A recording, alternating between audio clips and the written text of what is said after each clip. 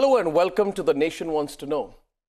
Every week we speak to an individual with a different experience, sometimes topical, sometimes broad, sometimes sweeping, and often controversial.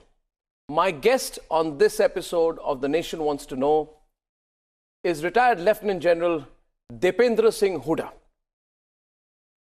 General Hooda was the Northern Army commander when India carried out the surgical strikes on Pakistan. On the intervening night of 28th and 29th of September 2016, when the surgical strikes were being carried out on Pakistan, he was not just in operational control, he had a ringside view, he carried it out, and as the myth goes, such is the integrity of his officer that he was carrying his resignation letter in his pocket when the operation was going on. Such was his dedication to the task. Now, this episode of The Nation Wants to Know will be very interesting for all of us, including for me, including for all of you viewers, because many of us have wanted to know what happened on the magnificent night when we gave Pakistan more than just a bloody nose. General Hooda, it's a privilege to talk to you, sir. Thank you so much. Thank you so much for joining me on this episode of The Nation Wants to Know. And truly, the nation wants to know everything about how the surgical strikes happened, what went into the planning, what happened on the day, and what happened after. And I'm absolutely delighted that on the eve of the first anniversary of the surgical strikes, you are choosing to speak to us. Thank you. It is an honor for all of us here on Republic TV, sir. Truly. Shall we begin, sir? Yeah, please. Let me take you back, sir, to the 18th of September 2016, when the Uri attacks took place. Where were you on that day? What was going through your mind? When did you get to know about it? And how did it affect you and all the troops under you, the hundreds of thousands of troops under you? Arnab, 18th I was at Udhampur. And early morning, the information started flowing in that Uri garrison has been attacked. And then slowly the number of casualties started mounting. So started with 4 to 5. A little later we got to know there are more. By the afternoon, 18 soldiers were dead. I think if I look back, at my career, it's probably one of the worst days, losing so many men, at one go. And then the chief came and both of us flew to Uri. We saw the damage at the garrison. And I think we were quite clear at that time that, we need to go ahead and do something. And we need to do something larger than, normal small little operational activities. So I think it had crystallized by then. Actually, it had been building up. Arnab, it wasn't that one thing. Although it was, as they say, the straw that broke the camel's back. But through 2015, 2016, we had been seeing increasing Pak-based terrorist activity. 2016 started with the attack on Pathankot. We were seeing increasing infiltration. We were seeing increasing, firing activities, ceasefire violations. Then, of course, in July, after Burhan Wani's killing, we had this huge protest that erupted. And there also we saw very, very clearly, Pakistan hand in inciting this. So it was a run-up. And then I think Uri was the last straw. And then we decided that we just need to go ahead and do something more. And what was terrible about Uri was that the soldiers were not allowed to die fighting. They were all locked up there and they had been burnt. Yeah, see, they were intense. There were questions raised about whether this was a security lapse. It was a difficult time. It was difficult. It was the time when a new unit was inducting. So they were all at Uri garrison and they were about to go into their operational areas. So when units come in, they normally stay for 3-4 days in tents. And that's the time when tents caught fire. A lot of people were, killed as they were sleeping. They were burnt. It was a horrible sight. I won't say it was nice. I also won't say that there were absolutely no lapses. There were. What were the lapses? Whenever somebody can come in, 3-4 people can come in. It's a well protected garrison. Was there an information leak? No, I don't think there was any information leak. I think there were two things. One, of course, they managed to sneak into the garrison undetected, which normally shouldn't have happened. After all, it's a headquarters. It was a brigade headquarters. It wasn't a small, post or something. So it was a brigade headquarters. It should have been much better guarded and defended as it was. And I think they got lucky with, suddenly this whole crowd of people, sleeping in tents very close to from where they had cut the fence and gone inside. So, what did you do to keep the morale of the forces high, even after Uri? As a journalist, General Huda, what was horrifying about Uri was that it was not ending.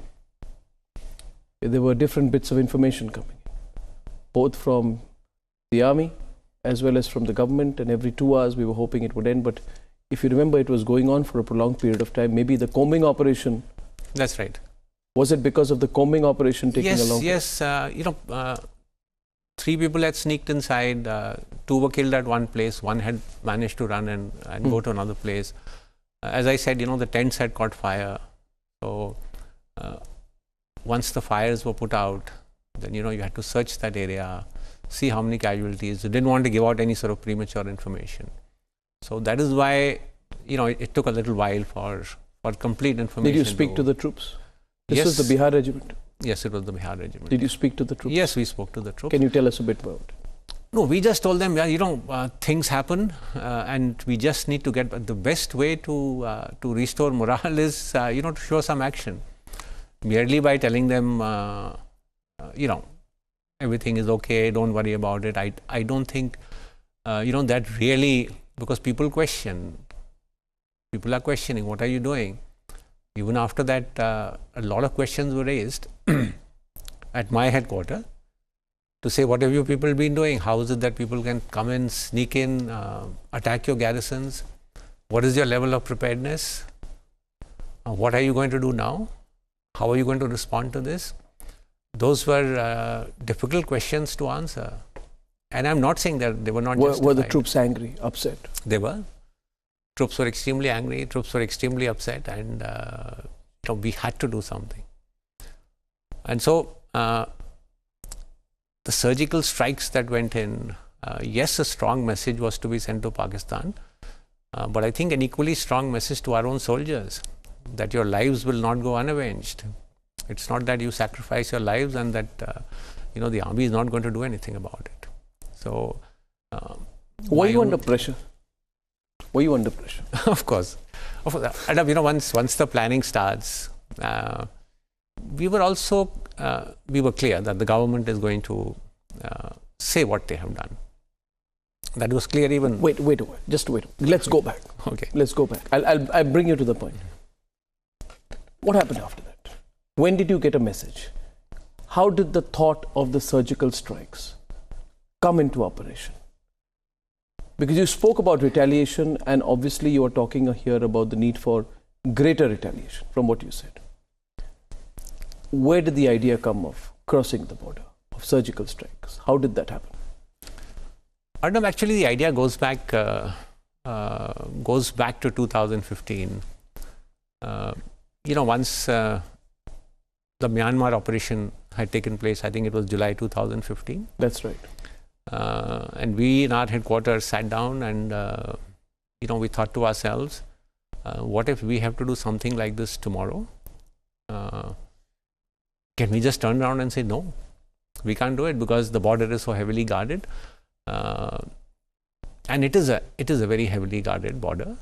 But we knew in case we are tasked, we just have to do it. And therefore, detailed preparations, training, has to be carried out. And so the planning started, not only in my headquarters, to be honest, also in the Army headquarters, the Military Operations Directorate. said, let's start preparing for this. And so plans started getting made. Various targets, were chosen. That winters of 2015-16, we pulled out all the special forces battalions. They are deployed in Jammu Kashmir doing counter-terrorist operations. In winters, typically activity is low. And so we did pull out both the special forces battalions, concentrated them at Udhampur, and said, please train for, a cross-border task. So as I said, it wasn't as if Uri happened and, within 10 days, you are ready to go and launch an attack. A lot of detailed work had already gone in. So this was work that was being done by the army, suo motu, that were to be asked by the political leadership to carry out precision surgical strikes, we should be in a position to do it. Absolutely. But the initiative was that of the army. Well, as I said, it was, I don't know at the army headquarters level, because whether there was some, discussions with the political leadership. But as I said, there was an understanding at the army headquarters level, at the command headquarters level, that we need to start preparing. We need to start looking at these options. And if you recall, immediately after that Myanmar operations, there were statements coming out from Pakistan saying their interior minister said, Pakistan is not Myanmar. Their military spokesperson, I think, took out a statement saying, Indian adventurism will be appropriately responded to. So that was in 2016. That was in 2016, early, before the strikes. Yeah, that was just after the Myanmar strikes. Yes, Arnab. After the Myanmar strikes. Yeah, Pakistan said something similar. We are not Myanmar. Yeah, and something similar cannot happen on our side. And why did they say that? Did they have some intel on you? See, some information that you were preparing? No, not really. One, of course, is their own sort of ego, that something like this can't happen. Also, Arnab, I think it's probably the heaviest defended border in the world. Yes. The kind of deployments that are there on both sides. They thought, going inside, going in deep, doing some actions will not be possible. But hold your thought for a while. You said that you started preparing around the end of 2015. Yeah, the training started. The training for the surgical strikes, whenever it were to be had. Yeah. At that time, we never thought, that something. Of course, you could have never thought about the timing. But what we would want to know is whether before that we were not prepared for something like this. Well, say 2014, 13, 12, because 26/11 happened in November 2008, and the national outcry, even in 2008, was we must hit Pakistan. Were we unprepared till as recently as 2015? No, it isn't. It isn't unprepared. Small tactical actions across the line of control have been happening in the past, and those things, for your own domination over the line of control, does happen. We had to. In this case, we were looking at going in a little deeper. We were looking at a much more comprehensive kind of operation. I mean, if the country is going to tell the army, do a cross-border strike, we are not going 100 meters, hitting the forward post or hitting some patrols of the Pak army and come back. We have to go in and look at terrorist camps, and terrorist camps are much deeper inside. Most of the actions that used to take place used to be, a military to military kind of actions, which carry on the line of control.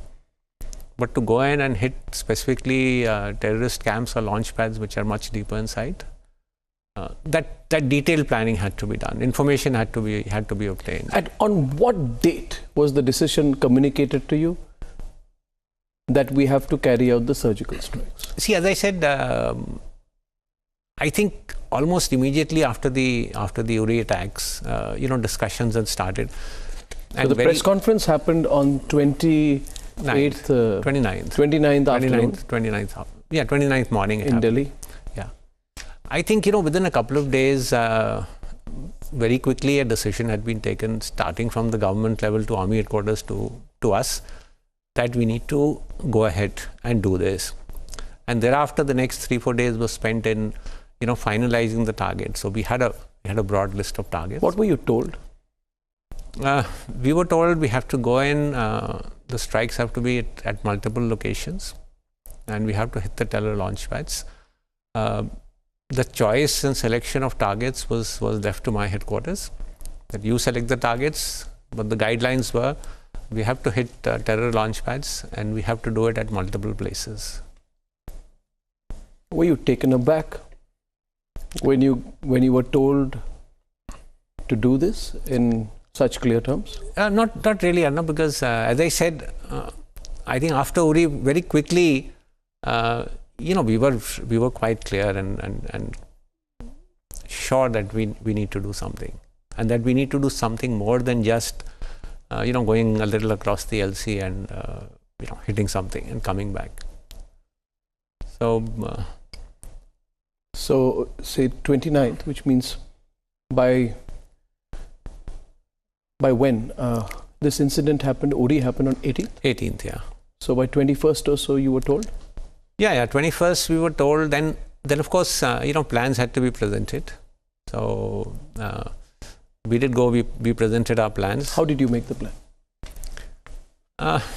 In consultation, frankly, with the key inputs also came from the Special Forces commanding officers, because they were the ones who had to go in and actually do it. So the detailed planning of routes and how they would go, how they would attack the targets was, they had to make those plans. So we sat with them. I had a small planning staff, my operations branch, the intelligence branch, and the COs. We sat down, we looked at numerous targets, and then finally we homed on to... Tell me about the day when you were making the plan. Where was it? Plans were mostly made at my headquarters in Udhampur. The two COs were there. My whole planning staff was there. We debated, discussed the plans, Arnab, over 2-3 days. What are the options? So it wasn't, just one day we decide this. What are the options? How are we going to do it? What are the contingencies that can take place with each target? What are the various things that you need to plan for? And then, of course, I went and presented these to the chief in Delhi. When you were making these plans, again, I'm requesting you to pause, because this is fascinating. You say this with such calm, and you make it look so effortless. But on the day when you're sitting there making those plans, the whole country wants us to hit back. The whole country. Were you aware of what was going around, of the noise around you, of the anger across the country? Yes. Because I remember that on the day of the surgical strikes, I was in Bengaluru. And the week before that, I remember the anger that was growing, and every time we would do a program, and the only talk was, and it was not just talk anymore, people actually wanted action on Pakistan. And there was almost a sense of certainty that there will be action. The only thing we did not know was what action and to what extent. And as the days were passing, 21st, 22nd, 23rd, 24th September, the sense of unease was growing nationally, that are we not going to do anything? Was that a factor? Were you aware of and you and all your officers making these plans? Of course, Arnab, we were aware. Would you talk about it? We were aware of the initial anger which took place among the population in the country. Some of this anger was also directed against us. I mean, but what are you doing? How have you let this happen? And then, as you said, as time passed, there was this little sense of frustration. As usual, nothing is going to happen. Things will just pass away. We were conscious, Arnab, of this. We knew it had to be done. We knew we can't say we are going to do it after 1 month. We knew it had to be done. and it had to be done quickly enough. But I was also not going to be rushed into something where we are not fully prepared. And therefore, we did take our time. You were given your time? Yeah, we were given our time. Was there pressure? Was there communication? No, there was no pressure. See, I'll tell you, there was, I think, total support from the Army headquarters level, from the Chief of Army Staff. We found ourselves nowhere under pressure. In fact, how many times would you talk, General Sohag and you, at that time?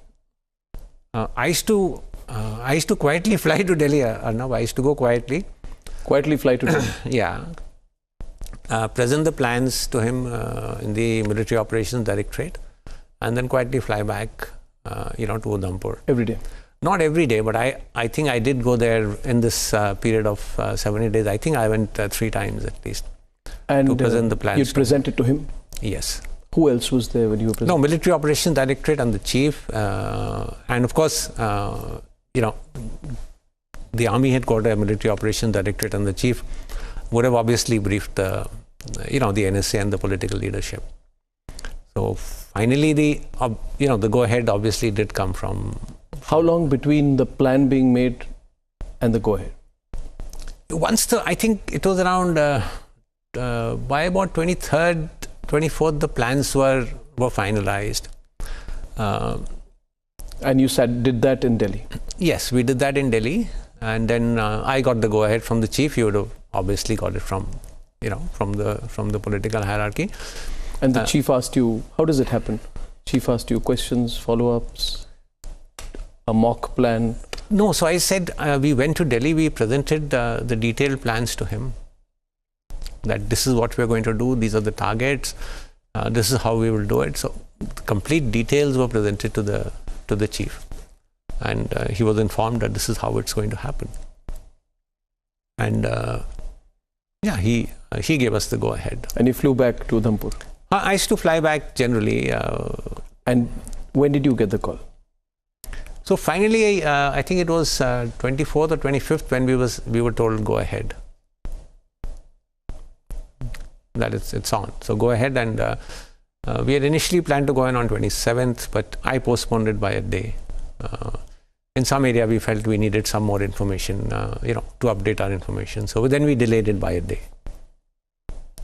You were allowed to choose your specific time, your target, and your place. Absolutely, Arnab. On That's incredible, Yeah, so I said, full confidence was laid on our shoulders. What was your biggest worry?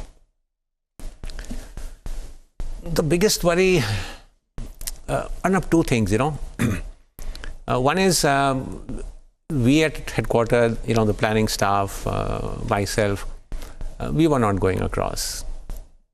It was these special forces guys and others who were to go across. Our biggest worry was, have we given them everything they need? The information, the intelligence, the equipment that they needed, the communications. Secondly, have we thought through all the contingencies, what could happen, and planned for those contingencies? Have we planned the exfiltration, back, because that's the most crucial part once you hit the targets. Have we planned that well enough? What happens if something goes wrong? What are the contingencies and planning? So the big worry was, I hope we haven't left something crucial out, which could then surprise us, and then we say we haven't actually planned for it. The second big concern, of course, was that everyone should come back safely. Nobody was to be left behind. I mean, that was absolutely clear. Not one man is going to be left behind. So that would be the actual measure of our success, not whether you've killed 100 or 50 or 70 or 75 terrorists, but whether every man who's gone across comes back. How many went? I can't give you numbers, Arnab, but... Sorry. At the point when you want to tell me to stop being an inquisitive journalist, please do. I can't tell you. See, I can't tell you the number of... I can't tell you the number of targets also, but there were multiple targets. They were on both sides of Pir Panjal. So we South and North. Yes, we had targets in Jammu region. We had targets in the Kashmir region. and at both places there were multiple targets. And all of them went out at the same time? All of them went out almost at the same time, depending on how much, you see, each target was not exactly the same distance. So people had to move different distances to get to the target. So some started a little early, some started a little late, depending on, how much time they would need, when they would hit and when they would come back. Okay, so again a pause. And General Huda, did you meet the men before they left? No, I didn't. Somebody asked me this question, and I said, there was no stirring message by the general to his men. It was a very secret operation. We just didn't want, even my headquarters, 95% people didn't know. So did not know. So we didn't want, all soldiers gathering together and one huge bunch of people, and I'm addressing them. So I was primarily, in contact with the commanding officers. We had a few meetings with the team leaders, the officers who had to go. We were confident, we were prepared. Once you had meetings with the officers who were going to go? Yeah. Not with all the men, but with some of the officers? Yeah. And because what was their sentiment before going, and what was the sentiment on the eve of the... I think they were very confident. Honestly, otherwise, it would have put doubts in my mind also. But supremely confident, the commanding officers, the other officers whom I met, they said, "Sir, we'll just do it. Absolutely no issue. We'll go ahead, we'll do it. We are trained, we've scoped out the targets, we've done our recce's, we've got all the intelligence. We'll go and do it." It was a wonderful feeling interacting with these guys. Supremely confident.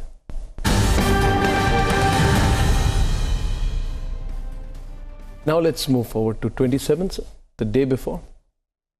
You decided now that it would happen on 28th.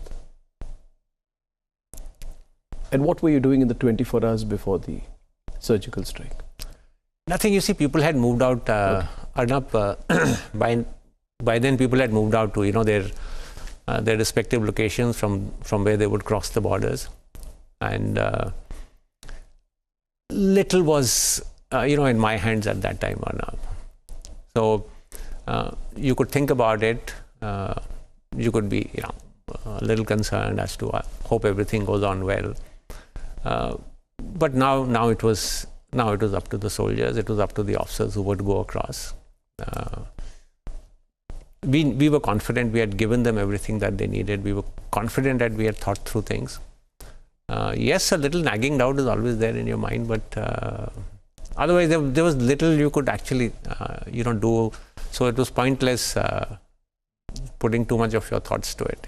Is it true that during the attack, on the day of the surgical strike, you were getting a live feed of the strikes as they were happening?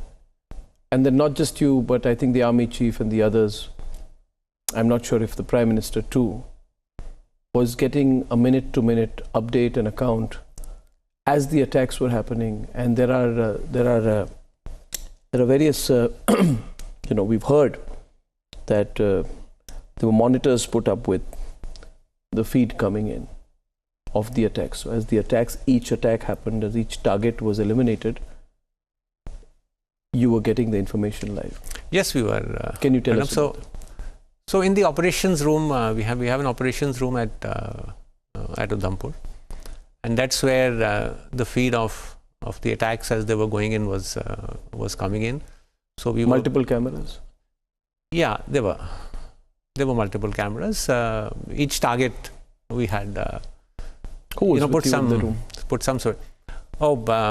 My chief of staff, my major general who was heading the operations and into branch, and 4-5 officers who were there in the planning process. So we spent the whole night seeing what is happening, how the strikes are going in. Obviously, there is not absolute clarity, about each and every black spot you see running around, whether it's a terrorist or whether it's a soldier. But broadly, you could make out, from the way the strikes were going in, from the way the targets were getting hit, that broadly things are going as planned. and started because the first strikes was around midnight, and the last went in around 5:30. 5.5 hours? Yeah. Between the first and the last strike? Yeah. We were hammering the Pakistanis for 5.5 hours? Yeah, so because it was... You mean for 5.5 hours you were sitting there enjoying the view of the Pakistanis getting hammered. Now this is a new piece of information, that actually the strikes carried on for 5.5 hours. Yeah, I'm saying the timing between the first and the last going in. But what were the Pakistanis doing? Were they too shell-shocked? I mean, that's a long time. I would think that it's time for them to be able to react. Yeah, so that was also one of our concerns, that, you know, after the first strike goes in and there is a fair amount of time before the last one goes in, that surprise would be lost, and, you know, you will possibly see greater Pakistani reaction on the subsequent targets. I think, Arnab, they were totally surprised. They were totally shocked. We saw no change. Tell us what you saw. Tell us what you saw, which, by the way, till this point, India has not seen. The pictures and visuals of the surgical strikes, I personally believe some of it should come out now. I'd love to see the Pakistani response to it. But tell us what you saw. No, so we saw the first strike. The first strike went in, so you could make out, you know, the various targets that. By the way, how were you getting this footage? We were getting it through various electronic means. I don't want to talk about it. So. But I must say we are fairly advanced. Yeah, we have fairly good surveillance technology. So we were getting this feed. Okay. Yeah. And what did you see on the? So we were seeing on the feed. So you could make out the targets that had been specified. Locations. In terms of locations, in terms of you know, barracks, houses which had to be hit. Yes. So you could make out you know, that these are getting engaged. There were some which caught fire. So we could see that happening. You had the location earlier. Yeah. You knew the location. Yeah. So yeah, because by location you mean a camp? Yeah, I'm talking about the camps. Like a physical camp of the terrorists? Yeah. We had detailed information about them. That's how the whole detailed planning was done, down to this is here, this is here, this is here, and therefore this needs to go. So and so team needs to go and strike this. You know, those details had to be planned. So we could see what is happening. Were you able to talk to the troops? No. You're only getting a video feed? Yeah. We're only getting a video feed. No, you couldn't talk. In any case, you know, it's also not recommended at that time. They're going ahead and they're doing what they have to do. They just don't need to get distracted. They've got their outstanding officers, JCOs, NCOs with them, who know what to do. So, and they went ahead and did it. Could you see the Pakistani troops? It's not that clear, Arnab. As in, like, could you see those Pakistani troops? By troops, I mean troops and the mercenaries. Yeah, we could make out. Were they moving around? Yeah, we could make out. Once so when we were hitting them, you could see them. Yeah, we could see them. We could see the panic. We could see people running around. They were running around. Yeah, you could make out casualties taking place. Incidentally, these people had also carried video cameras, so there is better photographic evidence of what happened. They filmed the whole thing. They filmed the whole thing? Yeah, they filmed it. Everything was filmed. So.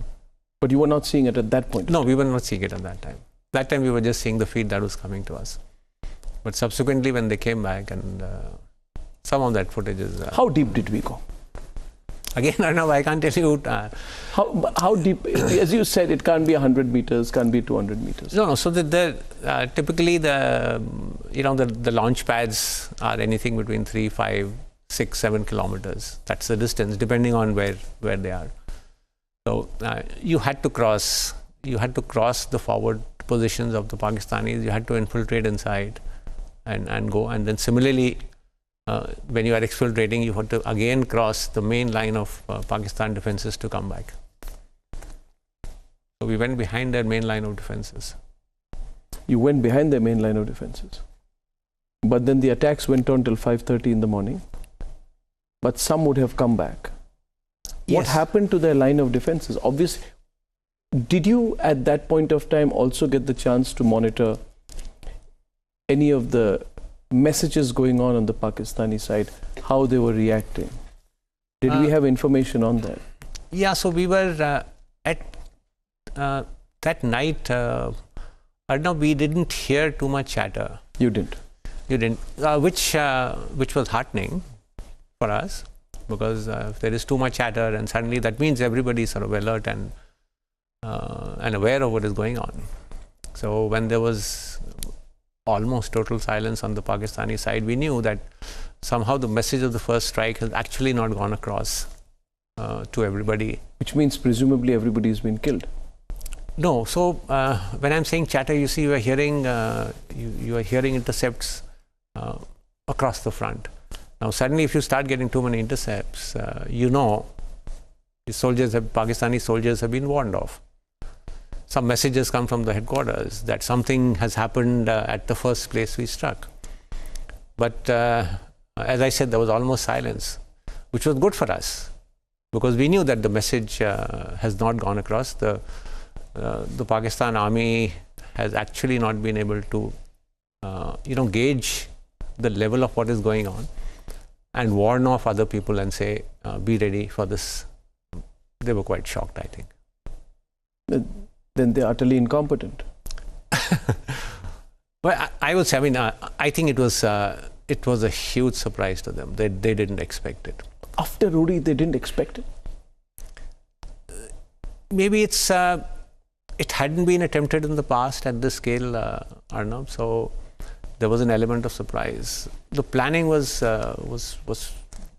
very secretive. As I said, even in my headquarters, people were not aware. So when they saw the news the next morning, everyone was surprised. They said, what is this that has happened? How many Pakistani troops did we kill? Pakistani soldiers? I don't have any numbers, Arnab. To be frank, as I said, nobody was waiting to count. There were terrorist camps, mostly which were hit. Some of them were in the vicinity of Pakistani posts also. But what are the numbers and how many were killed? If I don't have the figures, I don't want to give you something off the top of my head. General Huda, I appreciate that. General Huda, when the soldiers came back, and now I'm fast forwarding a bit, what did they tell you about what happened? Can you share some?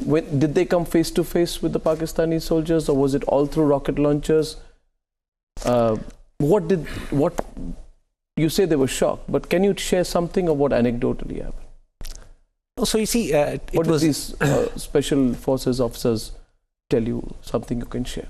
See, it was night time, so you had to close in, with the targets. You had to come in fairly close. Otherwise, just firing from very far distance wouldn't have achieved the kind of casualties that we wanted. As I said, in some places there were also Pakistani posts which were sort of close to these launch pads. So those also had to be sort of catered for, suppressed by fire. Yes, at a few places they did come in fairly close combat with the terrorists. That's all I can tell you. Broadly, I think there was a huge sense of shock that somebody can come in so deep.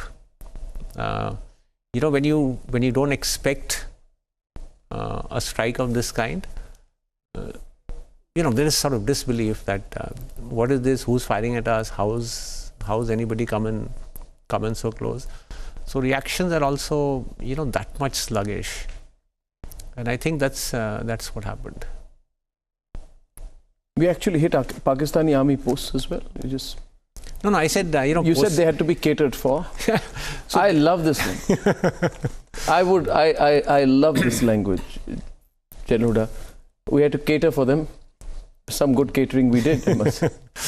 Yeah. So we did attack the Pakistani army posts as well, which were close. I'm not saying that the prime target was the terrorist launch pads. Obviously, when firing is coming at you from Pakistan Army posts, you have to respond to that. I won't push you on the stuff that you can't say.